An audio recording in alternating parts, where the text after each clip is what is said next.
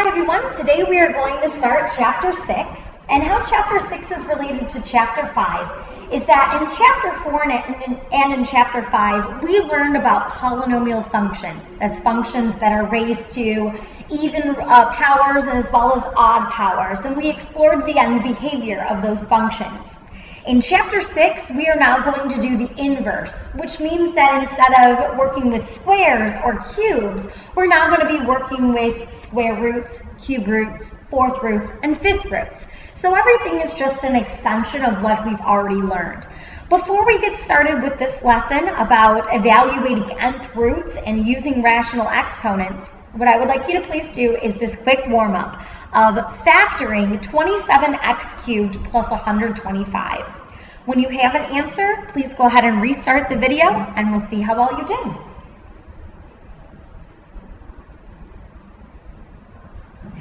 Okay, this problem is what we call a sum of cubes. That means that we factor it into a binomial times a trinomial. For your binomial, that means that you're going to take the cube root of 27x cubed, and that's going to be equal to 3x, so that's going to go into the first position. Then we're going to take the cube root of 125, and that's going to go into the second position. That's a 5. Since we started off with a plus in between our two terms, we're going to have a plus sign in our binomial. Then we're going to do square, opposite, product, square, which is our SOPs problem. 3x squared is 9x squared. The opposite of a plus is a minus. Product, 5 times 3 is 15x, and then square. 5 squared is 25. So hopefully this was an easy problem for you. If it was not easy for you to come up with this answer, please make sure that you see me immediately. Factoring is not going away, and it will be on your next test. So our learning targets for this lesson is I want you to be able to say, I can take the nth root, that means square root, cube root, fourth root, fifth root, whatever root that we're talking about, to eliminate an exponent when solving an equation. And I can evaluate expressions with fraction exponents both with and without a calculator. So there's going to be some problems where you will need a calculator in order to evaluate it, and other problems where you will not be allowed to use a calculator at all in order to evaluate it. So just be prepared that you're going to be working with a calculator and without a calculator for this lesson. So recall your perfect square numbers. You will need to become incredibly familiar with perfect squares and perfect cubes for this unit. Your perfect squares are 1, 4, 9, 16, 25, 36, 49, 64, 81, 100, 121, 144, 169, 196, 225, 256, 289, 361, and 400. Those are all of your perfect square numbers 1 to 20. Another one that we use very often is 625. That is the square root. The square root of 625 is 25. That's a number that we use quite often. Then we have our perfect cubes. Our perfect cubes are 1, 8, 27, 64, 125, 216, 343, 512, 729, and 1,000. Those are all of your perfect cubes, 1 through 10. Those are the numbers that we use most often. So I want you to become very, very familiar with those numbers, including the ones that we don't use as often. That's the 343, that's 7 cubed. This is 8 cubed, 512. 9 cubed is 729. And 1,000 is 10 cubed. These are the numbers I need you to please make sure that you know and study these. You need to make sure that you are very familiar with all of these numbers. So I'm writing down know and study. So we're going to be working with these numbers because we're going to be taking square roots, cube roots, fourth roots, fifth roots, etc. in this lesson. So there are other roots besides a square root, just like I've alluded to. For example, 2 is the cube root of 8. That's because 2 to the 3rd power is equal to 8. And we can take the cube root of 8 and it's equal to 2. Why? Well, 2 to the 3rd power equals 8. That means 2 times itself 3 times is equal to the number 8. Now, you could have other roots besides cube roots. You could have 4th roots, 5th roots, 6th roots, all the way up to 1,000,000 roots. So in general, if you have an integer n, making sure that that number is greater than 1, if n is your exponent, if n is your exponent, and you have b to the nth power is equal to a, let's call it, then b is the nth root of a. Just like we had here, 2 is the cube root of 8, and that's because 2 cubed was equal to 8. So that means that 2 is the cube root of 8. B is the nth root of a. So whatever your base is, that's whatever root we're talking about. It's whatever exponent it was being raised to.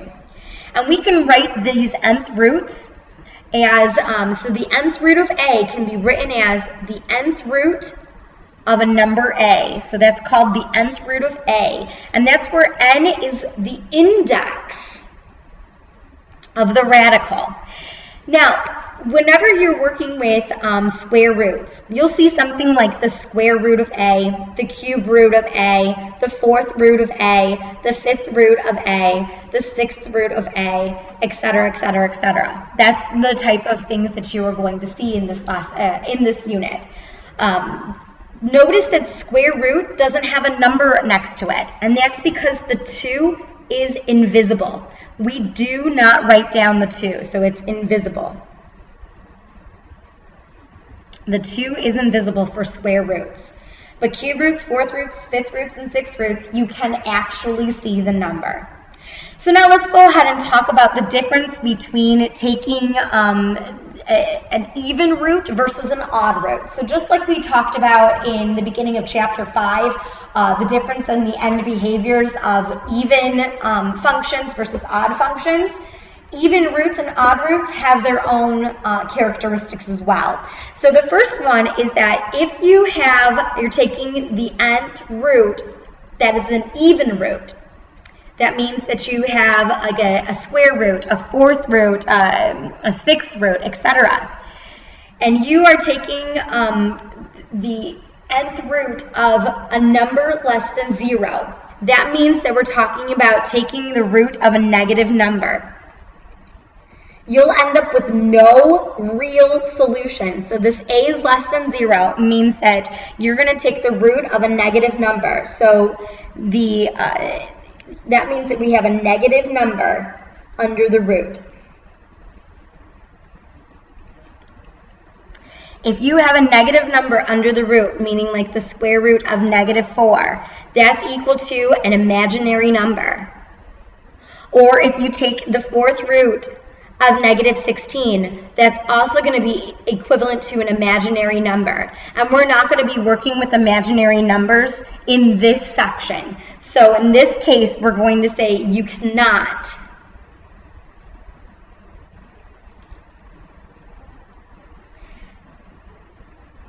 take the even root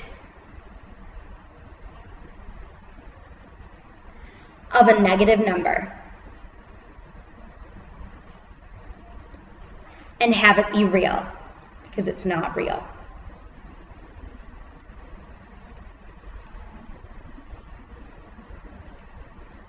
So for our problems in this lesson, we're not going to be taking even roots of negative numbers.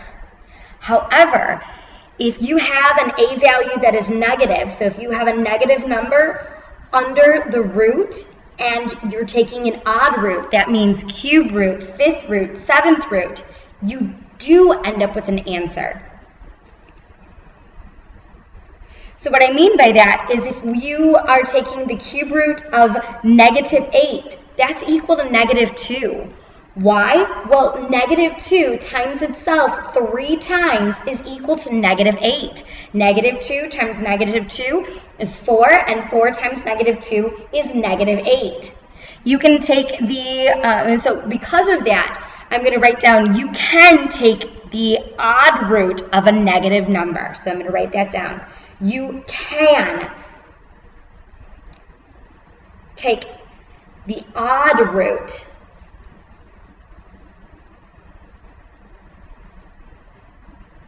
of a negative number.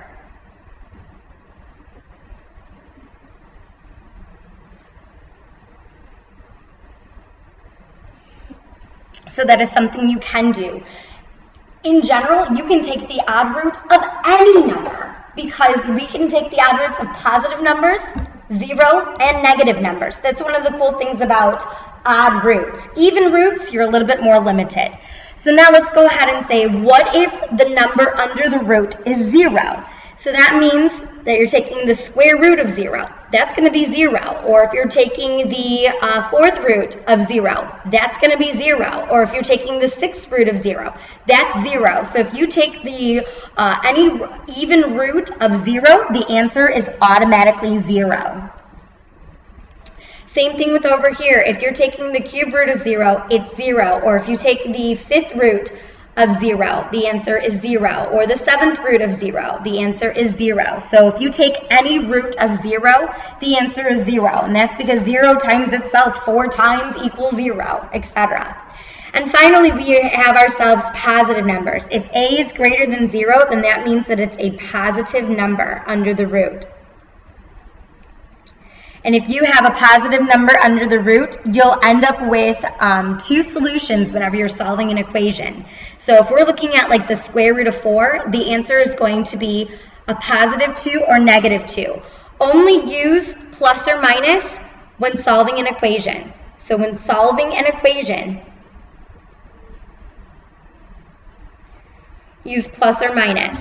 If you are not solving an equation, please do not use plus or minus. Only use plus or minus when you are solving an equation, and that's because 2 times 2 equals 4 and negative 2 times negative 2 equals 4. We'll have 2 solutions when we're solving equations. If you're talking about the fourth root of 81, that is equal to plus or minus 3. This is something that you will see often in this lesson and in this unit, so please make sure that you are familiar with this topic. So you will see this a lot.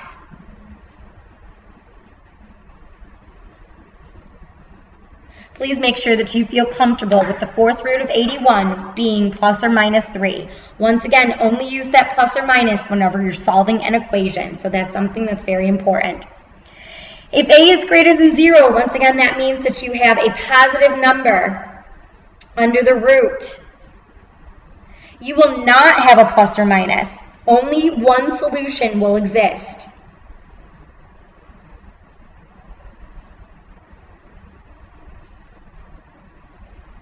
So there will be no plus or minus. We only use plus or minus when we're solving equations and we take the even root of both sides. So if you see like the cube root of 27, that is equal to 3. Not plus or minus 3, just a 3. And that's because 3 times itself 3 times is a 27.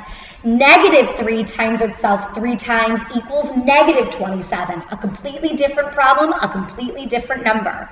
So it's just a 3. The fifth root of 32, that's equal to 2. Just a plain 2.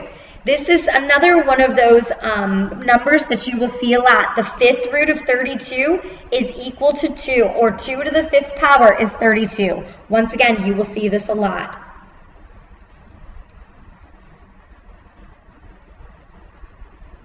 Please make sure you feel comfortable with the fact that 2 to the fifth power is 32. And once again, please make sure you feel comfortable with the fact that 3 to the fourth power is 81.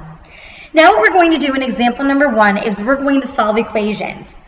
We want to find the indicated real roots of a, given that the equation is b to the nth power equals a. So what you're going to receive is you're going to receive your power, and you're going to receive an answer, and we will need to solve for b. So that's what we're going to do. We're going to solve for b.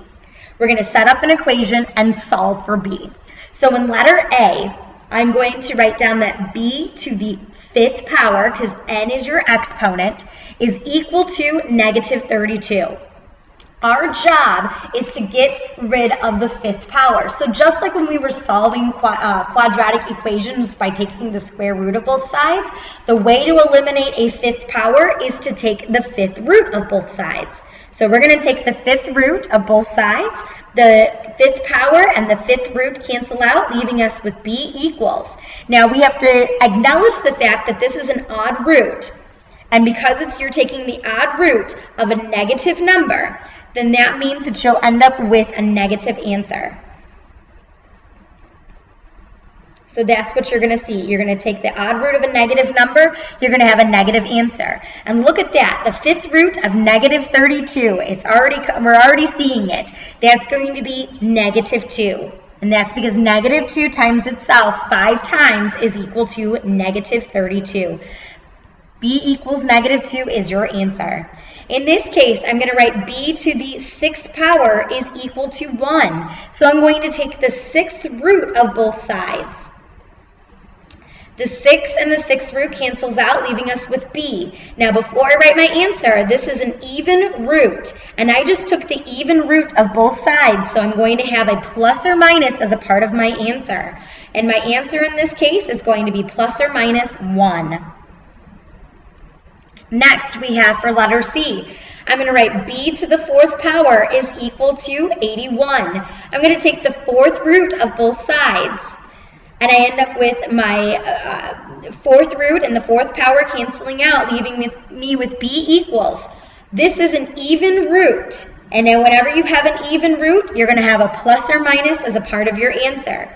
And once again, that 4th root of 81 is coming back, and that's going to be equivalent to plus or minus 3. Please go ahead and try letter D, letter E, and letter F on your own. When you have an answer, go ahead and restart the video, and we'll see how well you did.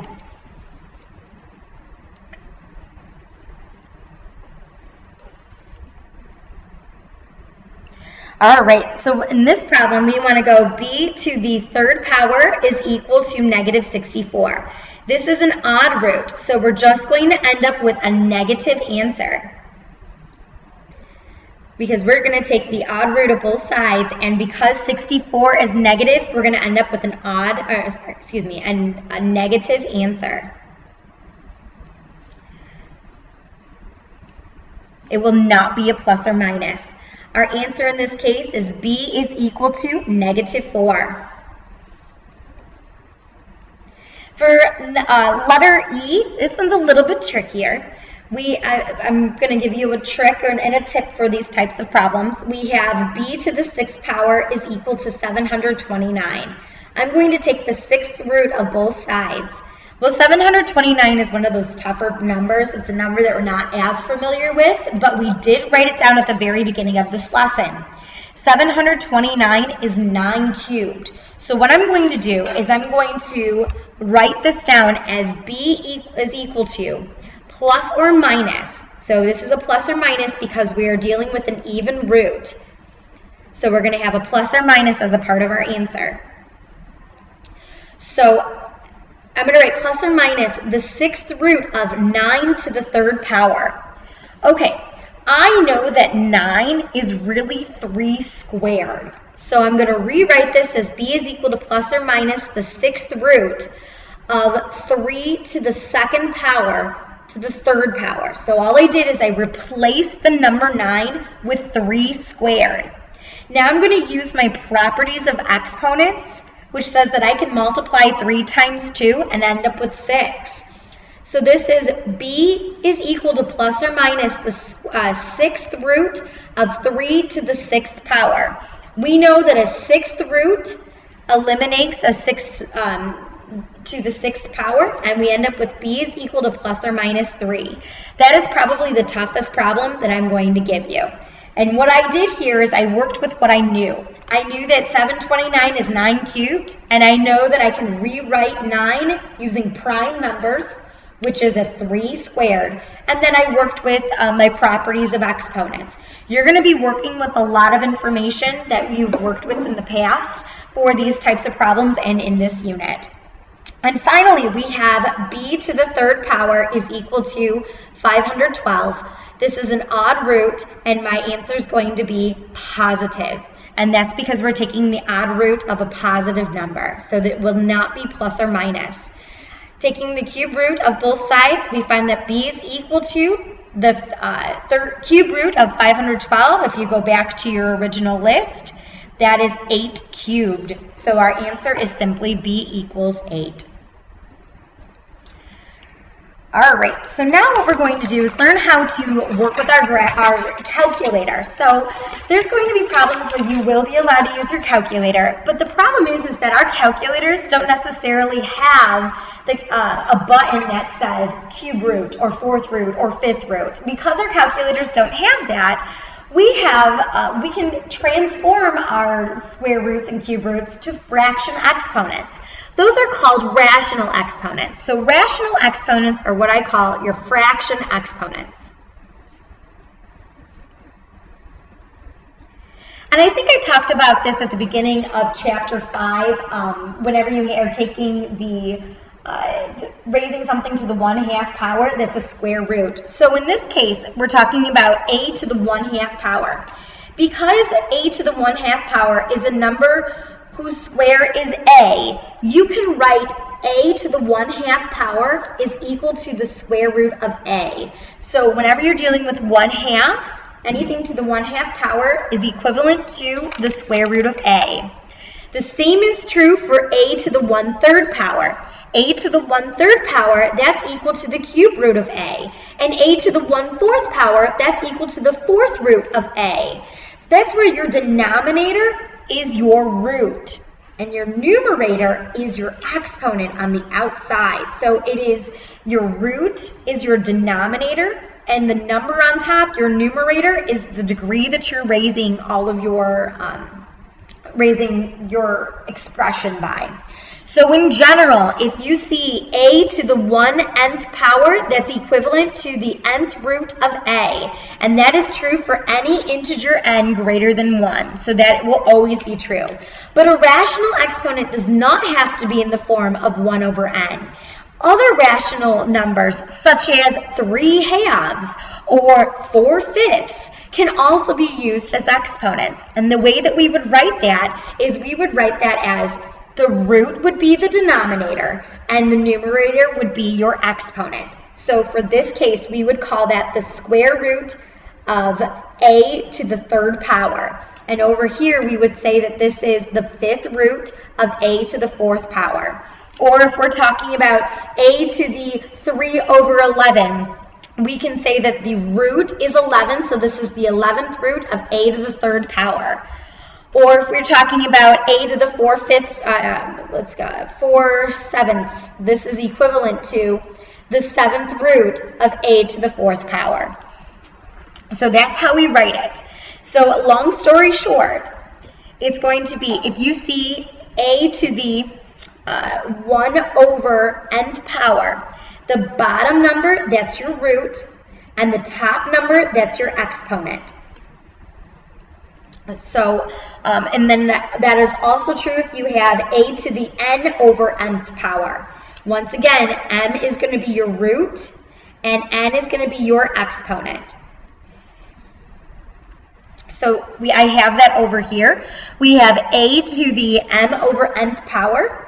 So that's going to be equivalent to the nth root of a raised to the mth power. So this is to the mth power.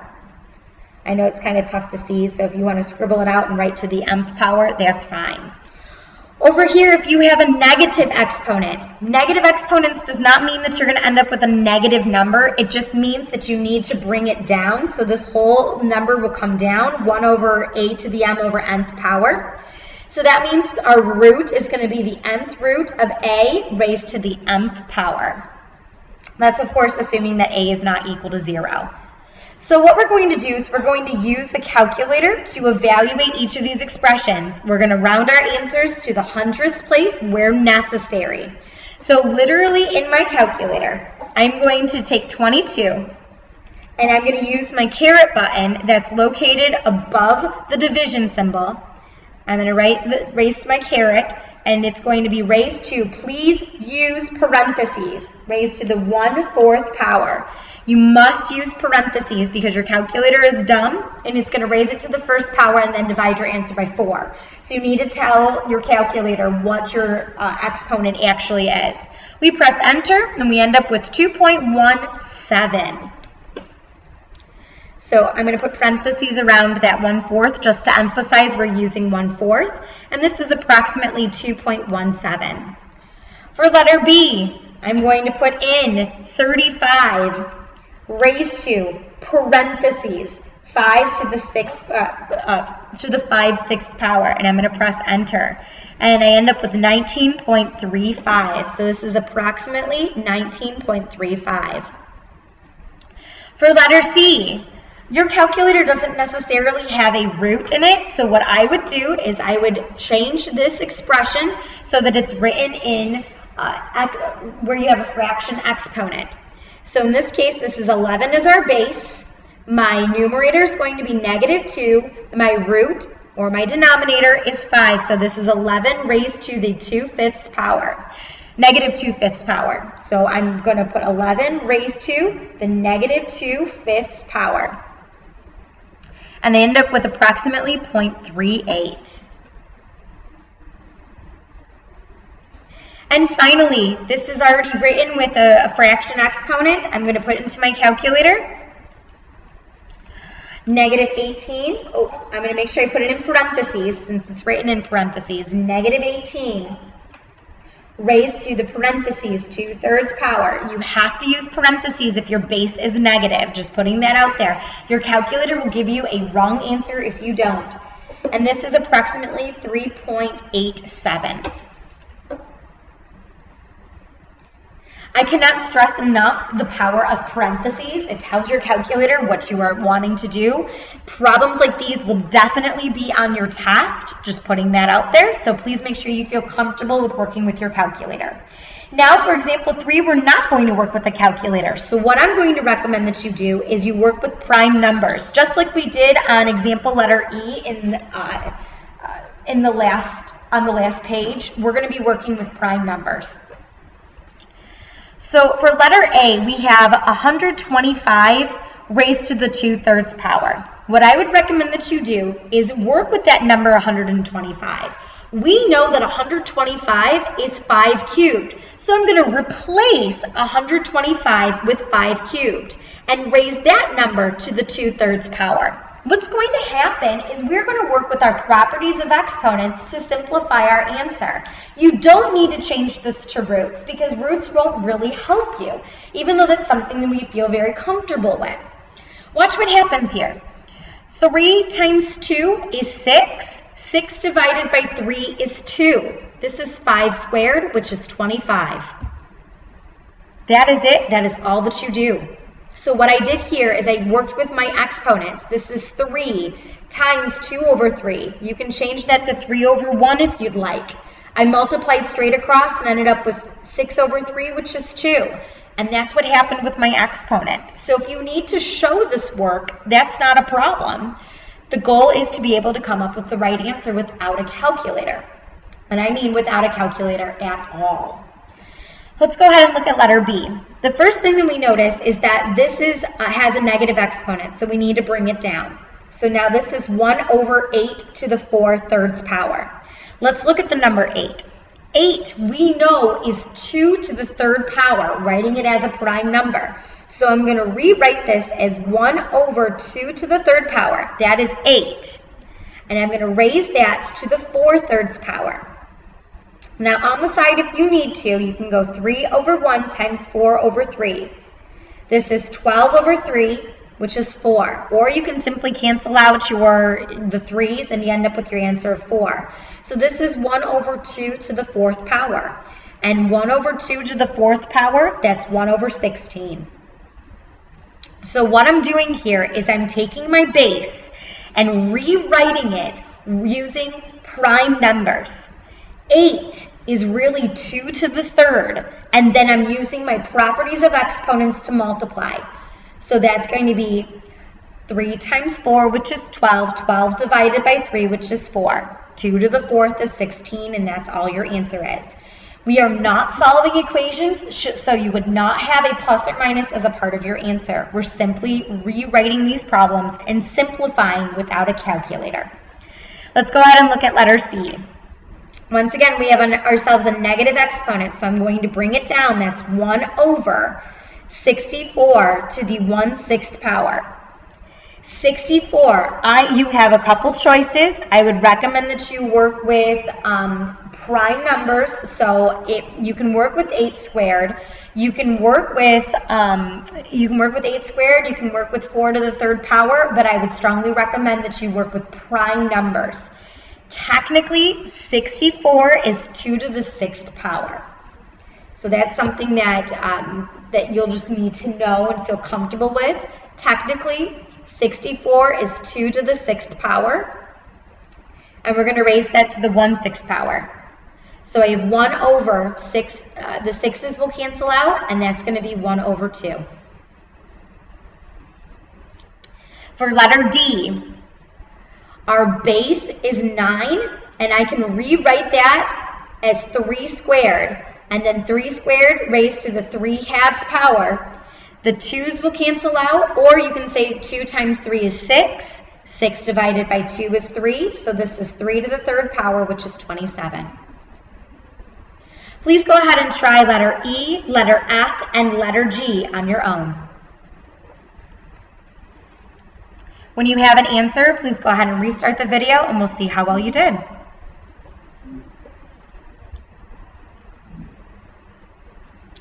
All right, 16. 16, writing it as a prime number, that is 2 to the 4th power, and we're raising it to the negative 1/4 power.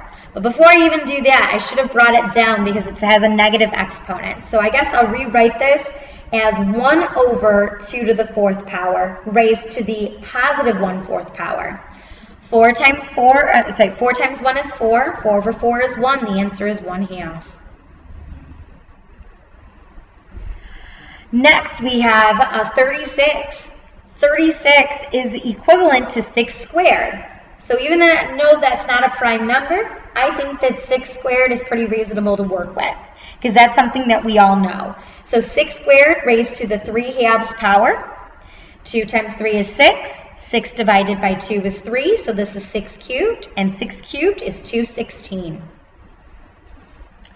And finally, negative 125 is the base of negative 5 to the 3rd power, that whole thing that's raised to the negative 2/3 power. It has a negative exponent, so we're going to bring that down. So we have 1 over negative 5 raised to the 3rd power, raised to the 2/3 power. 3 times 2 is 6. 6 divided by 3 is 2. So this is 1 over negative 5 squared. Negative 5 times negative 5 is 25. So this is 1 over 25. And that is your answer.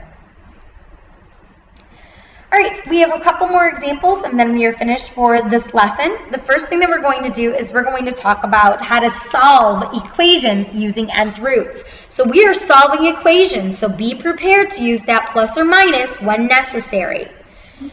If we're taking the odd root of each side, we don't use a plus or minus. If we're taking the even root of both sides, we do use a plus or minus. So in order to solve an equation where you have x to the nth power is equal to a, you're going to take the nth root of both sides or raise both sides to the 1 over nth power. Sometimes it's helpful to rewrite working with fraction exponents because you can get your answer a lot faster than what you might think. So for all of these problems, you need to get your variable or your cube term, your fifth root, or your 5th power term alone, and then take your root of both sides. So what I mean by that is this. We have 6x cubed is equal to 384. We need to get the x cubed alone first. So I'm going to start off by dividing both sides by 6. We end up with x cubed is equal to 364 divided by 6 is 64.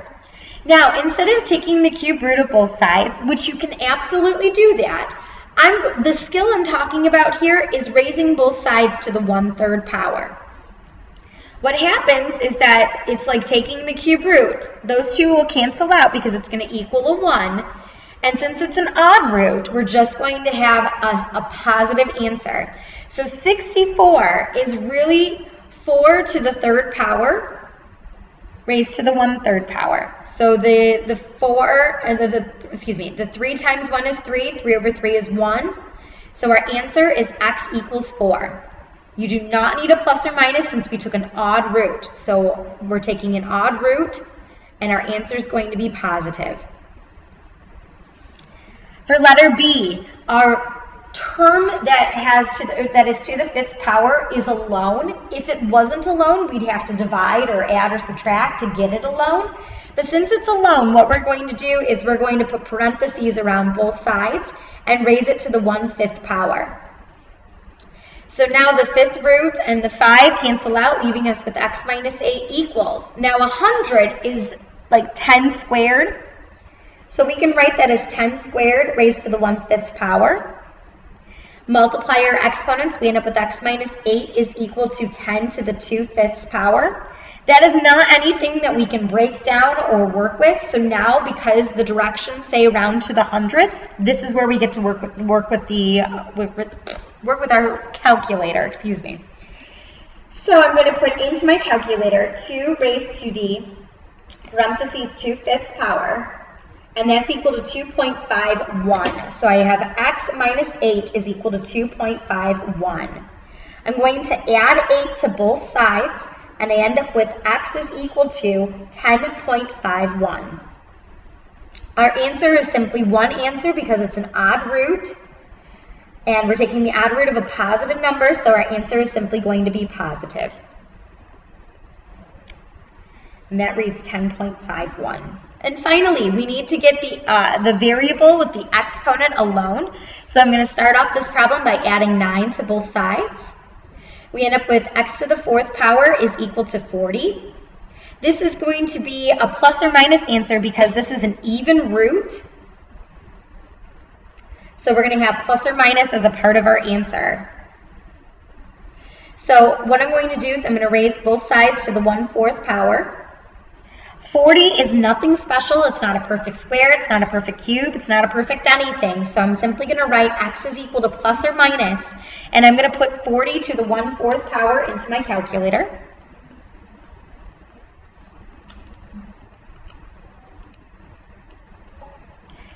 And that is equal to 2.51. So x is equal to plus or minus 2.51. And finally, we have ourselves a quick story problem. It says the volume of a beach volleyball can be approximated using the model 4/3 pi r cubed. And that is where r is the radius of the ball in inches. I'm going to put a star next to it because this is something you'll see on your homework and potentially your test. What we want to do is we want to estimate the radius of the ball if the volume is 382 cubic inches, and we're going to round our answer to the nearest tenth. So they gave us our volume. The volume is equal to 382, and that's going to be equal to 4/3 pi r cubed. So what we need to do is we need to get the r cubed term alone. So what I'm going to do for this problem is I'm going to first get rid of my fraction by multiplying both sides by my reciprocal of 3/4. When you do that, you're going to end up with 286.5. That's rounding it to the nearest tenth power, so to the nearest tenth. This is equal to the 4/3 and the 3/4 cancel out, and we're left with pi r cubed. Now I'm going to divide both sides by pi, and when we go 286.5 divided by pi, your answer is going to be 91.2 is equal to r cubed, and that's because the pi's cancel out. Now, in order for you to get rid of the cube, we're going to take the cube root of both sides, or in other words, raise it to the 1/3 power. So now I'm going to go 91.2 raised to the 1/3 power, and we get approximately 4.5, and this is in inches, inches is equal to r, and that is your answer, as well as the end of this lesson. If you have any questions over anything, please make sure that you come and see me. I know that this was a little bit longer of a lesson. The others will not be as long, so I'm just putting that out there. Please email me, like I said, if you have any questions. Otherwise, I hope you have a wonderful day.